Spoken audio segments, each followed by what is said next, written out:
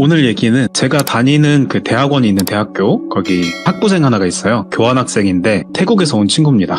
이 친구 이름을 가명으로 링링이라고 해볼게요. 링링이는 태국 방콕 근처의 작은 도시에서 나고 자랐다고 하는데 지금은 우리나라로 와서 대학교 교환학생으로 지내고 있는 상태고요. 링링이가 우리나라로 온 지도 벌써 한 1년이 넘었다는데 그동안 오며 가며 봐가지고 친하게 지내면서 많은 얘기를 나눴거든요. 근데 제가 태국 하면 또 공포 영화도 유명하고 하니까 혹시 네가 겪은 일이나 주워 들은 얘기 없냐 했더니 링링이가 자신의 고향에서 실제로 있었던 약간 무섭고도 현실적인 이야기를 해주게 된 건데, 링링이네 그 고향 동네는 작고 좀 조용한 곳이라서 범죄, 무슨 사건 이런 건 딱히 잘 안 일어나는 곳이었더래요.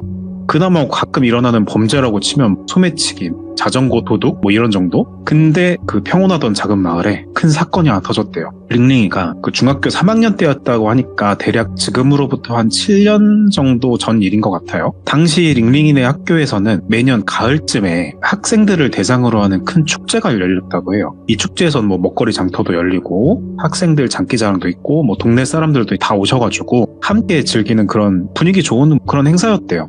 그래서 링링이도 친구들이랑 함께 신나게 축제를 즐겼는데, 그렇게 한참을 놀다가 축제가 끝나고 친구들이랑 학교를 나서는데 평소 친하던 같은 반 친구 판이라는 친구가 갑자기 가방이 없어졌다고 울먹거리면서 당황하기 시작했대요. 판이는 학교에서도 되게 활발하고 친구들 사이에서도 인기가 되게 많은 친구였는데 그날따라 그 중요한 물건을 가방에 넣어놨다고 했었는데 그래서 더 당황을 했던 거래요. 그래서 링링이랑 친구들이 함께 가방 찾아주려고 학교 여기저기를 돌아다녔지만 결국엔 찾지 못하고 집으로 돌아가게 됩니다. 판이는 결국 늦게까지 남아서 가방을 찾다가 어쩔 수 없이 포기하고 혼자 집으로 돌아갔대요. 근데 이상한 게 그 다음날이 됐어요. 아침이었는데 판이라는 친구가 학교에 나오질 않았다는 거예요. 근데 링링이 입장에서는 이상하게 생각이 들긴 했지만 전날 되게 심하게 그렇게 속상해 했으니 그럴 수 있겠다 싶었대요. 근데 하루가 지나고 이틀이 지나고 계속 시간이 지났는데도 판이가 학교에 나오질 않았다는 거예요. 그 링링이랑 친구들은 걱정이 돼가지고 선생님한테 물어보니까 선생님도 이 판이랑 연락이 안 된다고 하시더래요. 그러면서 전체적으로 마을 전체가 조금씩 웅성거리는 분위기가 생긴 거예요. 판이 어디 갔을까? 집안에 뭔 일 생겼나? 여러 가지 소문들이 퍼져나가기 시작한 거죠. 근데 사건이 일어난 지 정확히 한 3일째 되는 날 아침에 되게 충격적인 소식이 학교에 퍼졌다고 해요. 판이가 실종 확정이 됐다는 거예요. 그래서 학교는 비상에 걸렸고 경찰이 학교를 찾아와서 학생들한테 판이 마지막으로 본 시간이 언제냐, 장소가 어디냐 이런 걸 하나하나 물어보면서 조사를 시작했다고 합니다. 그래서 링링이도 경찰분 앞에서 진술을 하면서 그날 축제 끝나고 판이 그 가방이 없어졌던 일부터 해가지고 집으로 돌아갔던 순간까지 자세하게 자기가 아는 한 최대한 얘기를 했다고 해요. 근데 경찰 조사는 꽤나 꼼꼼하게 오래 이어졌고 그 과정에서 전체적으로 학교라든가 동네 분위기가 좀 어두워지고 그랬대요. 아까도 말씀드렸지만 이 작은 마을에서 큰 사건이 없었다고 했는데 학생이 실종됐다. 이거는 한 번도 없었던 큰 사건이었기 때문에 좀 심각했나 봐요. 다른 그런 실종보다도. 그리고 한 며칠 정도 지났을까? 경찰이 그 학교 뒤편 숲에서 판이의 가방을 발견하게 돼요. 링링이랑 친구들은 그 소식을 듣자마자 학교가 술렁거려서 난리가 났대요. 근데 그 가방 안에는 판이의 소지품이 그대로 있었지만 다만 한 가지 이상한 것이 있었다고 하는데, 판이가 가장 소중히 여기던 지갑이랑 가족사진 그리고 휴대전화까지는 그대로였는데 그 학교에서 메고 다니던, 태국이 다 그런지 모르겠는데 요 얘기에서 듣기로는 학생증을 이렇게 목걸이처럼 메고 다녔다고 하더라고요. 그 학교의 특징일 수도 있고요. 하여튼 그 메고 다니던 학생증만 사라져 있었던 거예요. 근데 이게 되게 이상하잖아요. 지갑이랑 돈 되는 거라 냅두고 그것만 없었다는 게. 그래서 수상하게 여기고 경찰이 수색 범위를 학교 주변으로 좁혀서 본격적으로 조사를 시작해 봅니다. 이 시점에서 링링이는 물론이고 동네 사람들 모두가 좀 을씨년스럽고 좀 불안하고 이렇게 된 거죠. 그런 상황에서 얼마 지나지 않아서 이 조그만 마을에 사건이 또 발생했대요. 첫 번째 사건으로 뒤숭숭해진 가운데 두 번째 사건이 일어난 건데 뭐냐 하니까 이번에도 학교 학생 중에 한 명이 실종된 거예요. 이번에 실종된 학생은 링링이의 그 친한 친구까지는 아니었지만 같은 학년에서 우리 오며 가며 얼굴 정도는 아는데 이름 모르는 그런 애 있잖아요. 그런 정도 친한 여학생이었다고 해요. 그 친구도 역시 수업을 마치고 집에 가는 길에 감쪽같이 사라진 거죠. 경찰이 판이 사건을 조사를 진행하는 동안 벌어진 일이었기 때문에 이게 하나가 해결이 안 된 상태에서 또 사건이 계속 생기고 이런 일이라고는 하나도 없었던 동네에서 그러니까 전체적으로 더 혼란스러워졌고 당연히 뭐 사건의 심각성은 몇 배가 됐겠죠. 전체적으로 긴장하는 분위기가 조성이 됐고 부모님들이 애들을 학교에 보내는 것도 꺼리게 됐다고 해요. 그래서 경찰은 실종된 두 학생 간의 시간의 거리가 멀지 않아서 그 공통점을 찾기 위해서 좀 수사를 확대했지만 그 두 학생이 같은 학교라는 점 공통점이죠. 이거 말고는 특별히 뭘 했다 이런 연결고리가 나오진 않았다고 해요. 근데 얼마 지나지 않아서 경찰이 두 번째 실종된 학생의 물품을 학교 뒤편의 숲속에서 또 발견한 거예요. 근데 이번에도 첫 번째 사건과 똑같이 그 학생의 개인 소포는 그대로 있었지만 목에 거는 학생증만 없었다는 거예요. 그래서 같은 방식의 이런 범행이랄까요? 그런 게 반복되자 경찰들도 이 사건은 단순한 건바이 건의 실종이 아니라 계획적이고 의도적인 어떤 범죄일 수도 있겠다 이런 판단하에 철저하게 수사를 더 했다고 해요. 한편 그 동네 사람들은 그 경찰의 수사와 별개로 자신들끼리도 말씀들 나누고 하셔가지고 해결책을 모색했다고 합니다. 그래서 마을에 CCTV가 많고 뭐 그런 시절도 아니라서 주민들이 직접 자경단이라고 하죠. 그런 것처럼 동네 곳곳을 짝지어서 순찰하시면서 애들을 보호하자 이런 분위기가 조성된 거죠. 그래서 링링이의 부모님도 그때부터는 뭐 링링이 학교를 갈 때나 집에 올 때면 항상 차로 직접 픽업해서 데려다주고 데리러 오는 생활을 했다고 합니다. 그래서 애들도 좀 공포에 질려 있고 이게 사건에 대한 소문이 우리가 요즘은 워낙 강력범죄가 많아가지고 이거 애 2명 사라진 게 그렇게 큰가 싶은데 그 마을 분위기, 뭐 나라 분위기가 그랬을 수도 있는데 그 소문이 퍼져가지고 학교를 넘어서 막 주변 지역까지 웅성웅성 얘기가 많이 퍼졌대요. 그렇게 시간이 흐르고 경찰이 그 동네 주민들한테 학교 뒤편의 숲속에서 좀 의심스러운 흔적들을 발견했다고 공지, 홍보 뭐 이런 걸 했대요. 뭐냐 그랬더니 숲속에 작은 약간 오두막 같은 낡은 창고였는데 이 창고는 예전에 학교에서 물건을 보관하거나 뭐 농기구나 뭐 이런 걸 저장하기 위해 사용했던 그런 창고인데 근데 용도가 변경이 되면서 안 쓰게 돼가지고 방치가 돼서 되게 오랫동안 신경을 아무도 안 썼던 그런 곳이라고 해요. 근데 주변을 막 탐문하고 조사하던 과정에서 그 창고 안에서 이상한 물건들이 발견을 됐다는 거죠. 그 창고 안에 뭐가 있나 봤더니 그 학교에서 사라진 그 애들의 학생증을 포함해서 그 이전에 사라졌는지 모를 어떤 여러 장의 신원불명의 학생증들이 발견됐는데 그것뿐만 아니라 그 애들의 사진이랑 신상 정보가 적힌 무슨 종이 이런 것까지 함께 놓여 있었다고 해요. 이게 그냥 우연히 거기 들어갔을 리가 없잖아요. 반드시 누군가의 의도를 통해서 수집된 것이 명백했죠. 그래서 경찰은 요거 일단 어느 정도 실마리가 잡힌 것 같다 그렇게 생각하고 곧바로 창고 주변에 잠복해서 수색을 진행했다고 하는 것 같아요. 근데 꽤나 오랫동안 수색하고 잠복하고 했는데도 범인으로 보이는 사람은 딱히 나타나진 않았다고요. 아니 사람 자체가 안 지났다고 해요. 하지만 경찰은 그래도 범인이 다시 나타날 가능성이 높다고 판단하고 그 창고 주변을 포함해서 숲에 순찰을 되게 강화하기로 했다고 해요. 창고가 발견된 이후에 마을은 뭐 당연히 더 공포스러운 분위기가 형성이 되죠.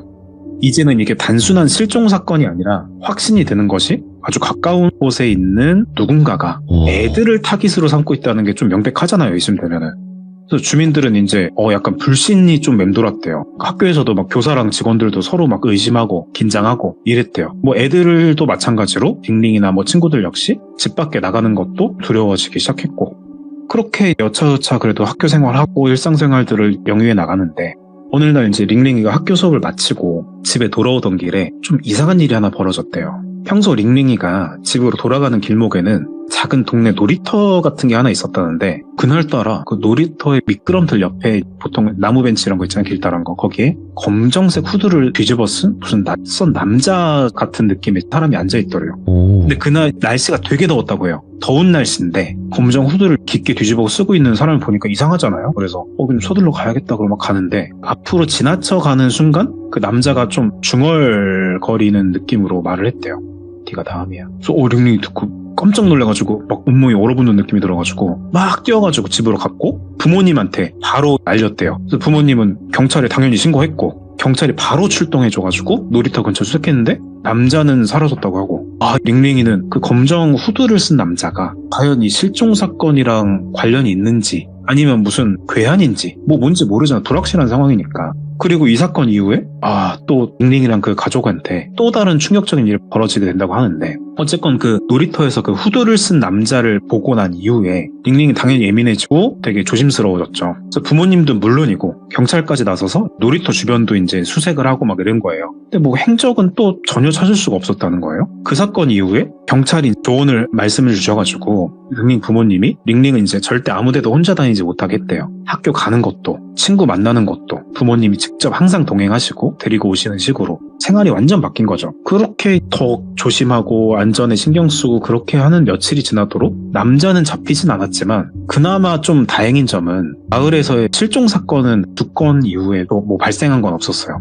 그래도 불안하죠. 왜냐면 그 남자가 그 중얼거리면서 네가 다음이야 이 말 한 게요. 그래서 뭐 밤에 잠을 자려고 해도 자꾸만 그 순간이 떠오르고 불안하고 공포감 들고, 그렇게 이제 매일매일 불안에 떨던 중에 어느 날 밤에 이제 링링이가 한밤중에 그냥 잠에서 깼대요. 뭐 그냥 갑자기 깰 때 있잖아요. 그렇게 깼대요. 그래서 목이 말라서 물을 마시려고 부엌 쪽으로 가는데 거실에서 물을 마셨대요. 자기 방에서. 거실로 뚜벅뚜벅 가서 창문을 생각 없이 봤는데 창문 쪽에서, 그러니까 거실 창문에서 희미한 그림자가 이제 움직이는 걸 좀 봤다고 해요.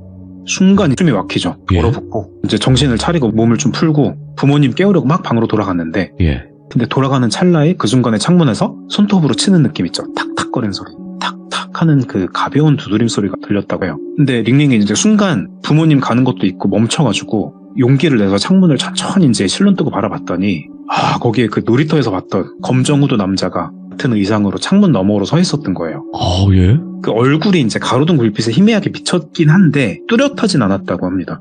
근데 또렷하게 느껴지는 게 뭐냐니까 이제 링링을 바라보는 약간 웃음은 확실히 느껴졌대. 그때서야 깜짝 놀라서 비명을 지르고 부모님도 막 다 깨고 놀래서 달려 나왔는데, 정신없이 막 이렇게 불 켜고 하고 보니까 남자는 또 자취를 감췄고, 그래서 당연히 경찰에 신고를 했는데 경찰은 도착하니까 남자가 사라진 뒤였고, 경찰에서도 이걸 또 주시하고 링링 가족의 집 주변도 철저히 순찰해주기로 했어요. 점점 순찰의 범위가 늘어나잖아요. 숲에서, 놀이터에서, 학교에서. 그런 조치에도 불구하고 이제 별다른 진척은 없었다고 해요. 링링은 불안했던 점이 남자가 확실히 자신을 노리고 있다는 게 분명하게 느껴졌고, 내가 제일 편안해야 될 집안에서조차 혼자 있는 게 두려워지는 거죠.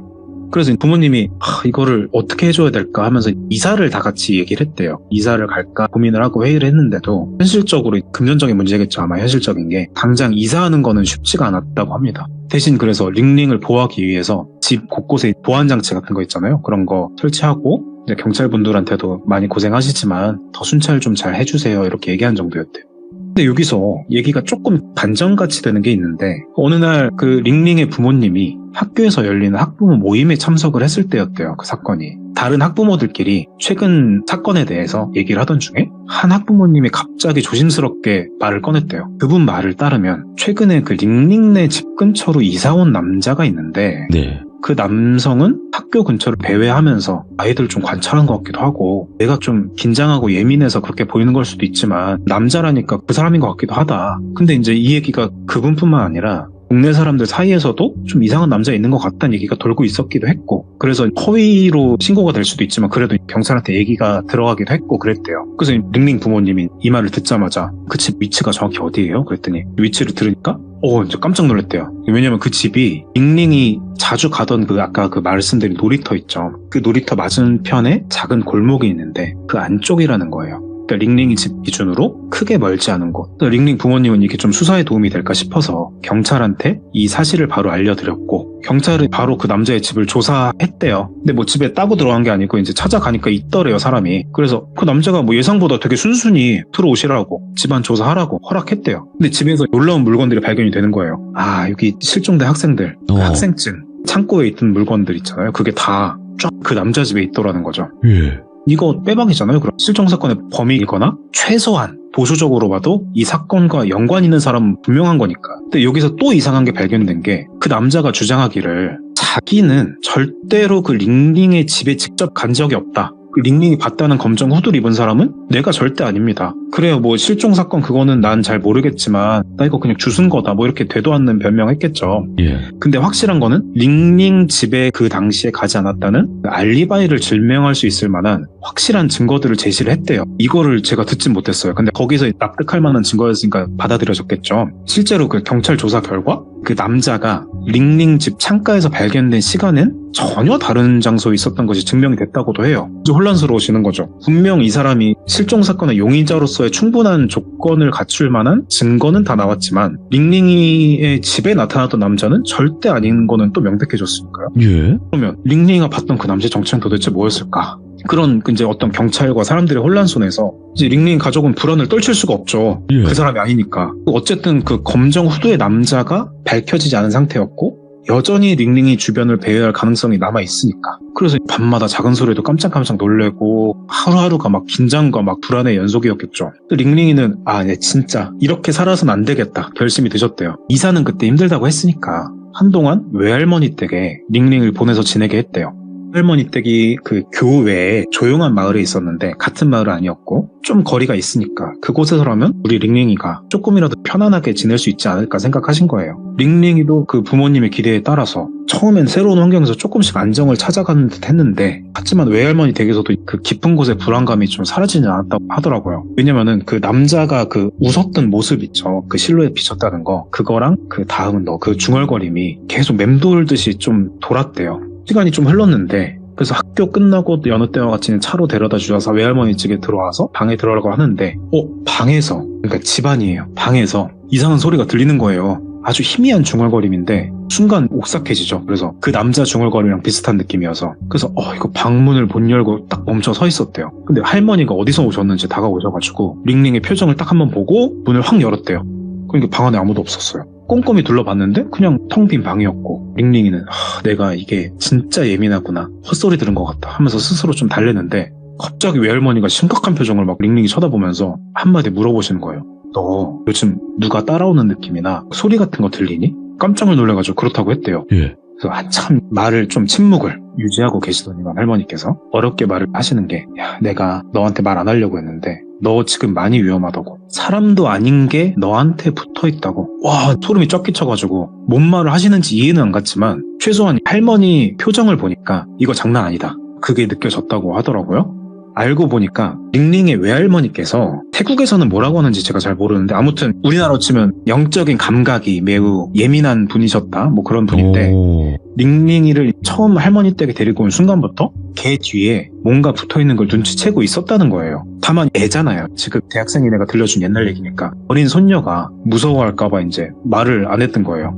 그래서 할머니가 급하게 여기저기에다가 무슨 가루 같은 거 뭘 뿌리셨다는데 부적을 붙이고 가루를 뿌리고 이러면서 대책을 막 세우신 것 같아요. 그리고 할머니는 링링이 누워서 잘 때가 됐는데 밤에 옆에 눕혀두고 끊임없이 기도 같은 걸 막 하셨다고 그래요. 그래서 링링은 잠을 안 자고 할머니 기도를 들으면서 불안해하고 있는데 갑자기 밤이에요. 밤에 방문 밖에서 똑똑하는 노크 소리가 들렸다는 거예요. 그러니까 할머니랑 둘이 살고 있는데 현관문 앞도 아니고 방문 앞에서 링링이 방 앞에서 할머니가 표정이 막 무서워지시더니 링링을 갑자기 누워있는데 확 들쳐가지고 꽉 끌어안으면서 문을 향해서 소리쳤대요. 누구냐? 여긴 네가 올 것 아니다! 이러면서. 근데 문 밖에서는 아무런 대답 없이 계속 노크 소리만 점점 세게 막 이렇게 들렸다는 거예요. 그래서 할머니가 엄청 무서운, 진짜 그렇게 무서운 표정 본 적이 없다는데 그 무서운 표정으로 뭔가 이렇게 우리 어금니 깨물면 이렇게 턱 근육 튀어나온 거 있잖아. 그 느낌으로 그냥 꽉 깨무시더니 문을 그냥 꽉 열었는데 방문 앞에는 아무도 없었대요. 근데 그 링링은 분명히 본 것 같다는데 복도 끝자락에서 검정 그 후드 입은 남자의 형체가 희미하게 보인 것 같대요, 자기는. 그러니까 할머니도 보신 건지 뭔지 모르겠지만 그쪽 방향을 향해서 뭔가 알 수 없는 약간 주문 같은 거? 그런 걸 막 중얼중얼 하시면서 크게 막 소리를 질렀대요. 그러니까 그 형체가 약간 움찔하시 놀란 것처럼 움찔하는 느낌이 들더니 껌껌하게 사라졌다고 해요. 근데 다행히도 그 이후로 링링이는 그 검정 후드의 남자를 본 적이 없대요. 근데 할머니가 말씀하시기로 링링한테 붙었던 그 존재가 사람의 형상을 하고는 있었지만 실제로는 사람이 절대 아니라고 설명을 해주시더래요. 이제 링링의 공포와 불안해했던 기운들 그런 것에 끌려왔던 일종의 악령 같은 존재였다 이렇게 말씀을 주시는 거예요. 그러니까 처음에 링링이 그 마주쳐서 다음은 너야라고 했던 후드 남자, 인간, 그 범인과는 또 전혀 다른 존재였던 것 같더래요. 정리하면 경찰한테 잡힌 남자는 실종 사건의 진범이 맞고 링링의 집까지 찾아서 위협한 적이 없었고 링링이 보았던 창문 밖의 남자의 형태는 그 범인의 형태를 한 악령이었던 거다. 이렇게 정리가 된대요. 이런 일이 있었다. 그래서 일단 이야기는 여기까지인데 에필로그처럼 좀 텀을 두고 이제 링링이가 들려준 후일담이 있어서 말씀드리고 마무리를 접을게요. 그런 사건이 있은 이후에 이제 마을의 어른들과 이제 뭐 승려분들 이런 분들이 계신데 그분들이 자초지종을 들으시더니 마을에 오래된 비밀 하나를 알려주시더라는 거예요. 뭐냐 했더니 링링이 살던 근처의 그 숲, 처음에 그 파니가 없어졌던 숲, 예. 숲에 원래 오래전부터 마을 사람들이 좀 금기시까지는 아닌데 잘 안 가는 장소였대요. 나이 있으신 분들은. 그 이유가 한 십수년 전일까요? 수십 년 전일까요? 하여튼 꽤 시간이 좀 전에 그 숲에서 마을 청년 몇 명이 사소한 갈등으로 인해서 패싸움 같은 걸 크게 벌인 적이 있었대요. 근데 그 과정에서 안타깝게도 한 명이 그 자리에서 목숨을 잃는 사건이 있었고 근데 그 사고로 사망한 청년이 어떤 사람이었냐면 마을 사람들이 되게 두려워할 정도로 폭력적이고 되게 충동적인 성향의 인물이었대요. 예. 그 사망한 청년은 생전에 막 주변 사람들한테 주먹 휘두르고 괴롭히기를 반복했어서 죽은 후에도 그 심보가 어디 안 간다고 원한을 품고 영원히 숲 근처를 떠돌았다는 이런 미신 같은 소문이 좀 있었던 거예요. 그러면서 자신과 비슷한 분노와 어떤 증오를 품은 사람을 끌어들여서 같은 어떤 실종, 유괴, 이런 비극을 반복하도록 부추겼다. 뭐 이런 골자의 내용을 말씀해 주셨어요. 예. 자, 그럼 그 잡혀갔던 범인은 자기도 모르게 그런 악령의 감정과 동조하게 된 걸까요? 아니면 그래서 그 악령이 그 분노의 감정을 이용해서 범죄를 저지르게 시킨 건지 아니면 뭐 그냥 범죄를 저지를 질 나쁜 놈이 저지른 건지 그건 모르죠. 아무튼 확실한 건 그날 밤 링링이가 직접 마주한 존재는 사람이 아니라 그 숲에서 죽은 나쁜 심성의 청년의 영혼이 그 범인의 모습으로 둔갑한 상태였던 거고 다행히 그 후에 마을 차원에서 승려들의 도움을 받아가지고 전통 의식? 뭐 우리나라로 치면 굿일 것 같아요. 왠지 제 생각에. 예. 전통 의식을 통해서 악령과의 그 어떤 연결 이런 걸 단절을 시켰대요. 네. 그 이후로는 혹시나 모를 안전을 위해서 숲과의 접촉을 좀 마을 안에서 완전히 금하게 되었다고 합니다. 그래서 링링이가 이 얘기를 들려주면서도 그날 사건이 복귀할 거 아니에요. 저한테 들려주면. 소름이 끼친다고 했을 정도로 그 말을 하면서도 소름이 끼친다고 했어요. 그러면서 되게 오싹한 경험이었다고 하더라고요. 우리가 왜 시들무에서 현실 공포, 영적인 공포 이렇게 큰 줄기를 좀 나누기도 하잖아요. 그렇죠. 예. 근데 저는 이번 사연 수집하면서 이런 생각 한번 해봤습니다. 사람의 좀 부정적인 감정이랑 원한이 결국에 어떤 형태로든 다시 인간한테 영향을 미친다는 이런 점에서 어떤 유형의 공포이건 그 발화점에는 현실이든 영적이든 결국 사람의 마음이 있는 건 아닐까? 뭐 이런 혼자 또 괜히 막 상상의 나를 펼쳐본 소소하게 생각해본 사연이 있어가지고 이건 좀 나눠보고 싶더라고요. 귀족님들이랑.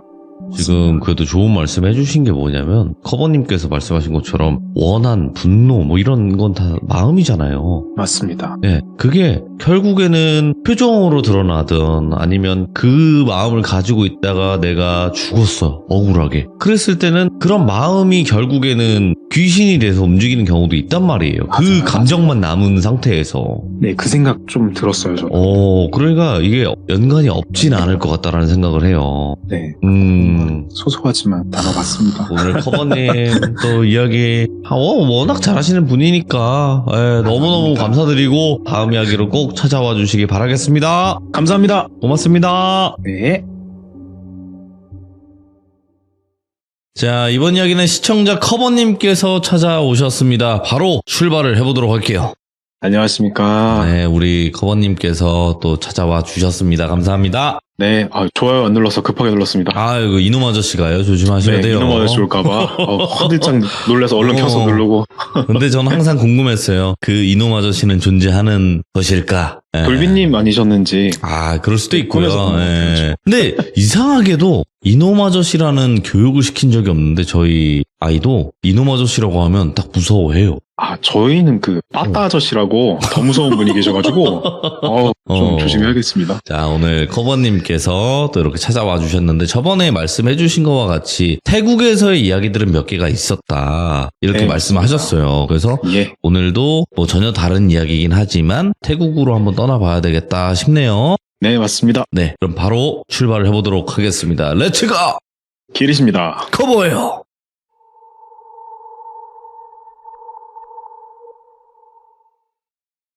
제가 전에 태국에서 온 그 링링이라는 그 친구한테 들은 얘기 해드렸었는데, 오늘 태국 2편인데요. 그 링링이가 간단하게 소개해드리면 제가 다니는 학교 학생인데 교환학생이고 지금은 한국에 있습니다. 한국말 되게 잘하는 친구고, 어쨌건 그 링링이가 태국 방콕 출신이에요. 근데 방콕 하면 보통 떠오르시는 게 다양할 수도 있는데, 보통 생각하면 뭐 관광지, 먹거리, 그리고 우리 이제 야시장이라는 게 있다고 해요. 유명하다고. 네. 그래서 오늘 얘기는 링링이 얘기는 아니고 링링이의 친한 언니가 겪은 일인데, 실제로 방콕에 있는 한 야시장에서 벌어진 얘기라고 해요. 그 방콕 야시장 분위기를 아시는 분은 뭐 다 아시겠지만 정말 인파가 어마어마하다고 해요. 특히 유명한 야시장일수록 그 온갖 음식 냄새, 사람들 떠드는 소리, 가게 사람들, 뭐 주인분들 호객하는 소리, 네. 그리고 흥정하는 소리, 뭐 이런 게 막 뒤섞이면서 그거만의 되게 독특한 분위기가 좀 있다고 해요. 그리고 대부분 시장 조명이 노랗거나 빨간빛이라고 하는데, 그래서 전체적인 분위기가 밝다기보단 약간 음침한 느낌도 있고요. 물론 관광객에게는 그 음침함이 오히려 매력적으로 다가오기도 합니다만, 링링의 언니 이름을 뭐 가명으로 그냥 들은 대로 핀이라고 해볼게요. 핀 언니는 링링이보다 한 4살 정도 많았다고 해요. 그 언니가 사진 찍는 걸 정말 좋아해가지고 항상 카메라를 목에 걸고 다녔대요. 근데 그 언니가 특히 그 야시장처럼 사람들 막 표정, 풍경 이런 게 되게 풍부한 장소에서 사진 찍는 걸 되게 즐겼다고 합니다. 어느 날 그 핀 언니가 혼자 방콕에 있는 유명한 야시장에 갔었대요. 그날따라 날씨도 태국 날씨라서 습하게 더웠고 사람들도 유난히 많아서 좀 정신이 되게 없었대요. 근데 사진 찍는 사람들은 아실 거라는데, 그런 혼란스러운 분위기에서만 찍을 수 있는 사진이 있거든요.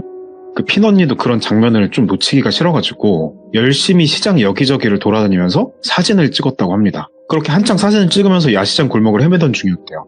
그 시장 골목 구석에 되게 허름한 가게가 하나 있었는데, 유난히 특히나 더 어둡고 낡은 그런 분위기라서 눈에 띄었대요. 그게 외관이 간판도 제대로 없고 조명도 약간 희미하게 좀 켜질랑 말랑 그런 정도였다고 해요. 보통 구매하는 사람이나 그런 사람들이면 지나칠 수도 있겠지만, 언니는 그런 특이한 분위기를 좋아하니까 그 가게 사진 찍으려고 카메라를 들었대요. 들고 사진을 딱 찍으려고 하는데, 그 가게 안에서 나이가 좀 있는 노인 한 분이 천천히 걸어 나오시더랍니다. 그래서 언니가 눈치가 보이기도 하니까 얼른 카메라를 내려놓고, 죄송합니다, 뭐 사진 찍어도 될까요? 뭐 이런 식으로 물었대요. 예. 그러니까 그 노인분이 뭔가 뭐 알아들을 듯 못 알아들을 듯 고개를 끄덕이는 걸 미세하게 하면서 되게 어색하게 미소를 지으셨대요. 그래서 핀 언니가 감사의 의미로 태국말로 감사하다가 컵쿤카 뭐 이렇게 발음이 맞는지 모르겠는데 이러면서 네, 뭐 그런가 봐요. 그러면서 미소로 화답을 하고 사진을 몇 장 찍었대요. 사진 찍고 있는데 언니가 갑자기 소름이 확 돋더랍니다. 그날 날씨가 뭐 더웠다 했잖아요. 근데 이상하게 그 찰칵하는 순간부터 공기가 좀 차갑게 느껴지더래요. 예. 그래서 뭐 에어컨이 있나 둘러봐도 그런 건 없고 그냥 뭐 희미한 전구 하나만 있고, 그래서 좀 이상하긴 했는데 뭐 그냥 기분 탓이겠거니 하고 일단 얼른 벗어나기로 했대요. 그렇게 가게 앞을 벗어나서 시장 골목으로 다시 돌아왔고, 언니는 사진을 찍던 것을 다시 이어가려고 했대요. 근데 이상한 점이 생겼던 게, 이상하게 그 이후로 찍는 사진마다 사진이 흐릿하게 나오거나 조명이 뭐 빛 반사가 이상하게 되는 뭐 그런 식으로 평소와는 다르게 그 사진에 계속 문제가 생겼다고 해요. 그래서 오늘 내가 좀 사진 찍는 뭐 컨디션이 별론가 뭐 이러면서 언니는 별 생각 없이 그날 찍은 사진을 대충 확인만 하고 집으로 돌아갔대요, 그냥. 그래가지고 그날 집에 돌아온 그 핀 언니가 평소에 찍었던 사진들을 컴퓨터에 옮겨서 하나씩 우리 하듯이 뭐 넘기면서 확인을 하고 있었대요. 사진 찍는 걸 이분이 진짜 좋아한다고 했잖아요. 그래서 보통 찍은 사진을 바로 그날 저녁에 이런 식으로 보면서 마음에 드는 사진은 편집도 좀 하고 SNS 이런 데도 올리고 그랬대요. 근데 이상하게도 사진을 쭉 보니까 그날 찍었던 사진 중에서 문제가 생기기 시작했던 게, 아까 그 허름한 가게 그 사진부터가 좀 이상하게 나오기 시작했다는 거예요. 처음엔 사진이 전부 흔들렸다고 해야 될까요? 초점이 아예 나가거나 어둡고 뿌옇게 찍힌 사진이 많았다고 해요. 근데 그럴 리가 없다, 내가. 왜냐면은 이 핀언니라는 사람이 좋아하기도 하지만 사진을 되게 오래 찍은 사람이라서 대놓고 흔들린 사진을 찍을 정도로 막 초보는 아니었거든요. 그렇게 한 장, 두 장 사진을 넘기다가 이상한 걸 좀 발견을 했대요. 사진 속에 뭔가 희미한 형체가 찍혔다는 거예요. 처음엔 그 형체가 너무 흐릿하고 희미해서 뭔지 잘 몰랐는데 확대를 해가지고 사진을 봤더니 언뜻 보기에는 사람이 서 있는 것 같은, 마치 우리 흔히 공포 얘기에 나오는 심령사진이라고 하죠. 뭐 그런 것처럼. 근데 문제는 언니가 사진을 찍을 때 당시에 그 자리에 이렇게 희미하게라도 흔들릴 만한 피사체가 될 만한 어떤 사람은 분명히 없었다는 거예요. 시장의 그 허름한 가게 앞에 노인 한 분, 그 사람 외에는 그 순간 아무도 없었으니까요. 근데 조금 더 확대를 해서 찬찬히 보니까 그 사람 형체가 되게 특이했어요. 정확히 표현하자면 몸은 사람인데 이상하게 목과 머리 부분이 뭔가 좀 흐릿하게 비틀어져 있는 모습이었다고 해요. 그래서 이게 카메라 렌즈 문제거나 뭐 빛 반사 때문에 그럴 수도 있다 하면서 좀 분석을 나름 해봤대요. 근데 이제 확대를 하고 여러 사진들을 넘겨볼수록 그 형체들이 찍힌 것들이 너무 명확하더라는 거예요. 심지어는 느낌일 수도 있지만 핀 언니가 사진을 찍을 때 정확히 카메라를 응시하고 있는 것 같은 느낌마저 들었다고 해요. 그게 약간 표정이 느껴지는 게 뭔가 평온하긴 좀 힘든데 불편한 표정이었고 미소 짓는 것 같은데 비웃는 것 같기도 하고 뭐 그런 불길한 느낌이 좀 들었대요. 그래서 그냥 사진을 끄고 그날은 그냥 컴퓨터 끄고 잊어버리려고 했답니다. 그렇게 시간이 며칠이 지났대요. 핀 언니는 그 사진은 완전히 까먹을 정도가 됐고 평범하게 일상생활을 보내고 있는데 그러던 어느 날에 갑자기 컴퓨터를 켜보니까 바탕화면에 사진이 한 장이 떠 있었대요. 그래서 내가 뭔가 좀 드래그 해놨나 싶어서 확인했더니 근데 하필 그 나와 있는 사진이 또 그때 그 시장에 이상한 형체가 찍힌 그 사진이었다는 거예요.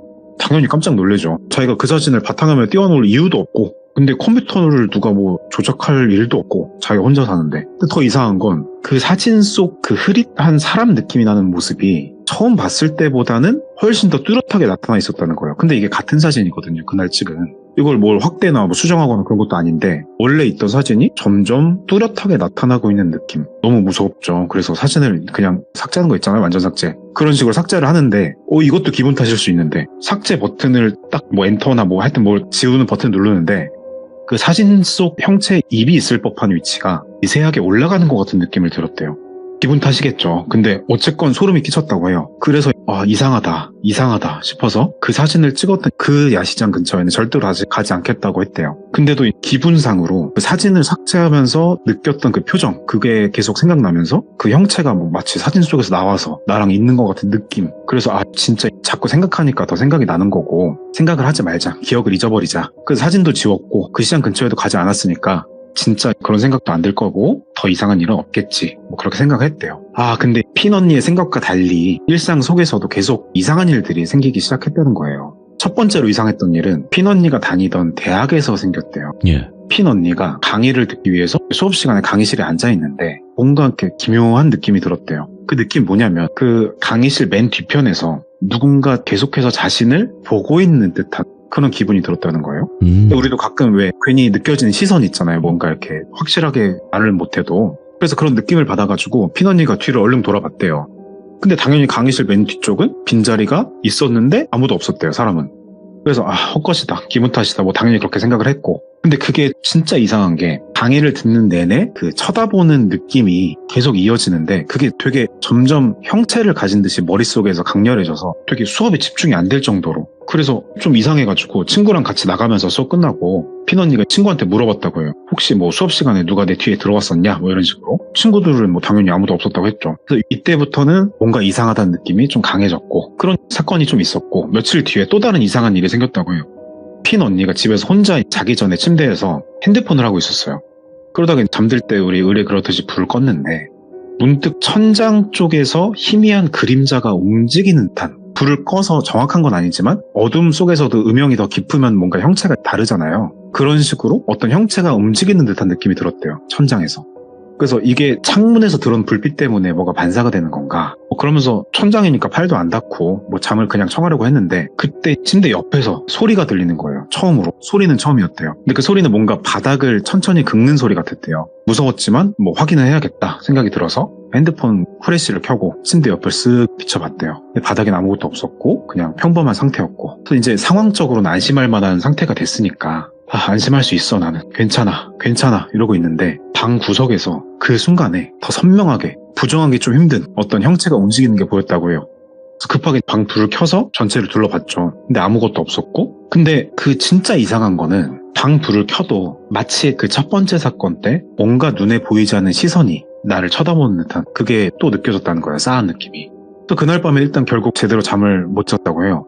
그래서 다음날 언니는 학교에서 친한 친구들한테 그간 일어난 일들을 쭉 조심스럽게 말을 해봤다고 합니다. 친구들은 당연히 뭐 스트레스 받아서 그런 거 아니냐, 뭐 기가 허한 거다, 뭐 이런 식으로 말했겠죠. 대수롭지 않게. 근데 딱 한 친구만 조금 진지하게 들어주더랍니다. 친구가 약간 신기, 한국말로 신기겠죠? 뭐 신기 같은 게 있는 친구였는데 핀 언니 얘기를 듣더니 표정이 좀 진지해지면서 굳었대요. 그러면서 조심스럽게 말 꺼내는 게 피나 너 혹시 최근에 네 맨날 사진 찍고 다닐 때 이상한 거 찍힌 적 있냐고. 그래서 깜짝 놀래가지고 사진 얘기를 했죠. 그러니까 아주 조용하게 나지막히 말을 하는데 사진 있냐고, 아니면 뭐 삭제했으면 복구할 수 있냐고, 뭐 한 장이라도 있냐, 나 한번 봐야 될 것 같다. 그래서 뭔가 알 수 없는 좀 불안감 이런 게 있으니까 친구랑 함께 사진 복구하려고 했대요. 그 휴지통에 버리고 삭제했던 거를. 그래서 복구를 하고 휴지통에 있는 거를 꺼내려고 했는데 휴지통도 없고 뭐 파일도 없고 삭제했던 그 사진은 다시 나타나진 않았대요. 예. 그러니까 친기 있는 친구가 사진을 확인할 수 없다. 그럼 진짜 미안한데 혹시 모르니까 다시 그 야시장에 한번 같이 가보자고 제안을 했다고 해요. 피노님 당연히 싫죠. 너무 무섭고 다시 가는 게. 하지만 친구가 이게 빨리 해결하지 않으면 더 심각한 현실을 침범하는 일이 생길 수도 있다. 단호하게 되게 얘기를 해가지고 좀 고민을 하다가 어쩔 수 없이 같이 따라갔다고 합니다. 그래서 좀 마음의 준비를 하고 뭐 얘기도 좀 듣고 하면서 며칠 뒤에 피노 언니는 그 신기 있는 친구랑 함께 다시 야시장으로 갔대요. 처음에는 시장 분위기도 밝고 뭐 북적거리고 막 화려해가지고 오히려 막상 가보니까 불안감이랑 공포심 같은 게 조금 덜했대요. 그래서 괜찮나? 그러면서 좀 안심을 하던 찰나에 좀 문제가 생기는 거는 그 사진을 찍었던 그 골목 쪽으로 다가가니까 다시 찾게 되니까 이상했대요. 그 가까이 갈수록 심리적인 건지 실제로 뭐 영적인 건지 이상한 압박감이 점점 강해지는 걸 느꼈다고 해요. 예. 그러니까 약간 우리 몸 전체가 엄청 무슨 무거운 무게에 눌리는 것처럼, 이건 전해드리는 건 아니고 제 느낌인데 마치 우리 어렸을 때 햄버거 할 때 눌리는 그런 압박일 것 같아요. 가슴 답답하다고 하는 거 봐서는. 친구도 뭔가를 느끼고 있었는지 표정이 되게 심각했었대요. 그 신기 있는 친구도. 친구가 좀 앞장서서 조금씩 천천히 골목 안쪽으로 들어가면서 좀 뭐라고 중얼중얼거리더래요. 그러니까 그게 뭔가 하고 나중에 얘기 들어보니까 뭔가 나쁜 기운을 쫓으려고 지가 알고 있던 태국의 전통 기도 같은 걸 속으로 계속하고 있었다고 하네요. 그래서 그 핀 언니가 골목 입구에 딱 발을 들여놓은 순간에 갑자기 친구가 돌아서서 팔을 딱 잡고 멈춰 세웠대요. 핀 잠깐 멈춰라고. 뭐 있다고. 그렇게 말하니까 핀 언니가 갑자기 소름이 쫙 돋으면서 딱 멈췄죠. 근데 그때 친구가 갑자기 그때 중얼거리면서 되게 차분한 친구였는데 갑자기 뭐를 보면서 얼굴이 새파랗게 질리기 시작했다는 거예요. 핀 언니는 이제 그 뭘 보는지 너무 궁금하면서도 뭐 두렵기도 하고, 그래서 그 친구의 시선을 천천히 바라보는 곳으로 따라가 봤대요. 그러니까 그 순간에 따라가 보니까 골목에서도 되게 깊은 끝쪽에 희미한 형체 하나가 서 있는 걸 봤다고 해요. 근데 형체는 사람 같긴 했는데 정확하게 사람이라고 말하기엔 뭔가 좀 굉장히 이상했답니다. 그 사진에서처럼 형체의 얼굴은 제대로 보이지 않았지만 그냥 윤곽만으로도 이거 보통 사람 아니다 뭐 이런 걸 느낄 수가 있었대요. 그게 약간 느낌이 누군가가 어두운 그림자만 남겨놓고 실제 몸은 이렇게 쏙 빼버린 것 같은 그런 느낌이었대요. 근데 더 무서운 사실이 그 형체가 골목 끝에서부터 되게 천천히 아주 조금씩 그 두 사람을 향해서 움직이기 시작했다는 거래요. 친구는 이제 급하게 피던이를 데리고 골목 밖으로 뛰쳐나왔다고 해요. 이제 숨 차니까 숨을 몰아쉬면서 친구가 말했대요. 야, 너 이거 보통이 아니다. 너 절대 다시 이 시장 오면 안 되고 저거는 그냥 귀신이 아니라고. 누군가 이곳에다가 뭔가 나쁜 걸 불러서 심어놓은 거라고. 근데 네가 그 사진을 찍었을 때 무슨 연유인지 모르겠는데 그게 너를 정확히 주시하고 알아챈 것 같다고. 핀 언니는 친구 말을 듣고 이제는 진짜 무섭죠. 내가 도대체 뭘 찍은 걸까? 그 형체는 정확히 뭘까? 하면서 머리가 막 복잡한데 그때까지만 해도 그 핀 언니는 그게 그냥 귀신이든지 뭐든 간에 그냥 자신이 직접적인 어떤 피해를 보지 않으면 괜찮지 않을까 그 정도 생각을 했대요. 그래서 그때 들고 갔던 사진기가 폴라로이드 이렇게 쭉 나오는 거. 그래서 그거를 무슨 연유에서 그랬는지는 진짜 이건 설명을 들어도 모르겠는데 그냥 가면서 뭔가 아쉬움이었을까요? 뭔가 궁금증이었을까요? 그냥 사진을 딱 찍고 막 흔들면서 뛴 거죠. 네. 그래서 결국에는 친구 말 듣고 좀 안전하다고 생각하는 멀리 떨어진 곳으로 가서 사진을 뽑아서 보고, 그래서 사진을 받아 들고 들여다보니까 뭔가 이상한 점을 느끼는 거예요. 그 사진 속에는 뭐 풍경, 골목, 그리고 뭐 지나가는 사람들 분명히 찍혀 있는데 우측 상단 오른쪽 끝 모서리 쪽에 검은 덩어리 같은 게 보였다는 거예요. 그래서 이거 뭐냐고. 그래서 보니까 검은 덩어리가 좀 이상하대요. 이게 뭐 손가락이 찍힌 거나 뭐 카메라에 달린 스트랩이 찍힌 게 아니라 아까 그 사람인 것 같다고. 그래서 이거 그냥 빗 번진 거라고 너무 신경 쓰지 말자. 뭐 우리 밤이니까 그런 거 나올 수 있지. 그렇게 민감하게 좀 생각 안 하려고 했는데, 그래서 고민하다가 이 사진을 버릴까 싶은 순간에 갑자기 목소리가 들리는 거예요. 사진 잘 나왔어요? 뭐 이런 식으로 말했대요. 그래서 친구가 말하는 줄 알고 뭐 잘 나왔다니 무슨 장난도 아니고 이 상황이 무슨 장난이냐. 근데 말을 하다가 말을 끊었대요. 왜냐면 친구가 옆에 뒤에 오고 있는 줄 알았는데 좀 떨어진 곳에서 천천히 걸어가고 있었던 거예요. 귓속말을 하기엔 좀 멀리 있었던 거죠. 그래서 서늘하고 막 심장이 쿵쿵 튀니까 그러면서 자기도 모르게 손에 든 사진이 미끄러서 바닥에 툭 떨어졌는데 급하게 사진을 줍고 다시 사진을 확인했는데 이게 더 소름이 돋았대요. 왜냐면 아까 그 검은 덩어리가 사진에서 좀 이동이 돼 있는 거예요. 그래서 막 뛰어가가지고 친구야 이러면서 이거 보라고. 아까랑 좀 다른 것 같지 않냐? 아니다. 우리 착각하는 거다. 일단 이 야시장 나가자. 나가서 그날 밤이 됐고 그 이후로 신경이 계속 쓰이고 그래가지고 그 사진은 버렸고 분명히 버렸는데 다음날 일어나서 확인을 해보니까 우리가 뭐 흔히 공포에서 얘기 들었던 것처럼 사진이 처음부터 탁자에 있었던 것처럼 책상 옆에 있는 거예요. 침대 옆에. 근데 사진 속 검은 덩어리는 형체가 더 커져가지고 사진을 한 반쯤 채워 있었고 그래서 이거 안 되겠다. 미치겠다. 이거는 진짜 확실하다. 내가 뭐 흘린 거라고 쳐도 이건 확실한 거니까 이걸 잡아 찢으려고 했대요. 그냥 찢어서 어떻게 갈기갈기해서 버리려고. 근데 진짜 이상한 게 사진이 쇠처럼 단단한 건지 내 손에 힘이 빠진 건지 찢어지지 않는 거예요. 이거는 이제 착각 아니야. 우연도 아니다. 와 소름이 팔뚝도 쫙 올라오는데 그때 핌의 방문 밖 복도에서 집안의 복도죠. 밖은 아니고 삐걱하면서 무슨 발소리 같은 게 들렸대요. 핌은 혼자 살고 있었고 아침 시간은 아무도 집에 들어올 리가 없어요. 근데 발소리는 삐걱삐걱 점점 방앗까지 다가왔고 문고리를 잠근 것도 아니고 문고리를 바라봤대요 그냥. 그러니까 진짜 이건 귀신 영화 같은데 저도 들으면서 문고리가 천천히 돌아가는 거예요. 영화에서 많이 보이잖아요 우리가. 그래서 거기서 꼼짝도 안 하고 그냥 문이 열리는 걸 봤대요.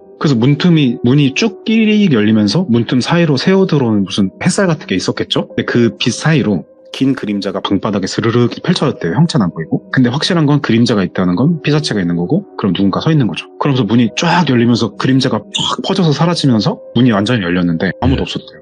복도는 그냥 텅 비었고 햇빛만 있고 그제서야 좀 무서운 마음이지만 몸을 움직여서 떨면서 문까지 걸어가서 복도를 봤는데 역시 아무도 없죠. 근데 문득 발밑에 뭔가 밟히는 느낌이 들어서 고개를 내려서 보니까 그 그림자가 퍼지기 시작한 자리에 사진이 있었어요.